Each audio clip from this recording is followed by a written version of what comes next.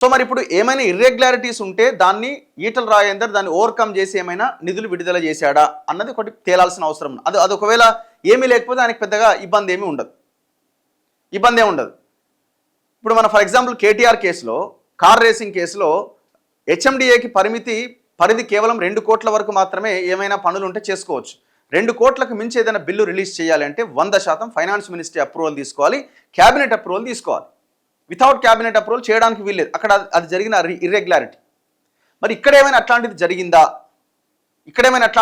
ఒకవేళ జరిగితే మరి ఈటల రాజేందర్ చూసి చూడనట్టుగా వదిలేసిండా, ఇక మనం ఎట్లాగో ఏమి చేయలేము ఆయనదే కదా మొత్తము అని చెప్పి వదిలేసిండా, ఇది ప్రధానమైంది. ఇంక అంతకుమించి ఆయన ఇందులో డబ్బులు తిన్నడనో లేకపోతే ఆయన డబ్బులు తీసుకొని ఇంకో దగ్గర ఇన్వెస్ట్ చేసిననో అది ఎక్కడ కనబడట్లేదు.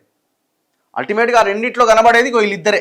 ఆ కోణంలో వచ్చిన పైసలు ఏడబెట్టిర్రు, ఏడ దందా పెట్టిరు, ఏ హాస్పిటల్లో పెట్టిరు, యశోద హాస్పిటల్కి ఏమని డబ్బులు పోయినాయా, ఈ చర్చ అన్నది వీళ్ళిద్దరి మధ్య చేయాలి.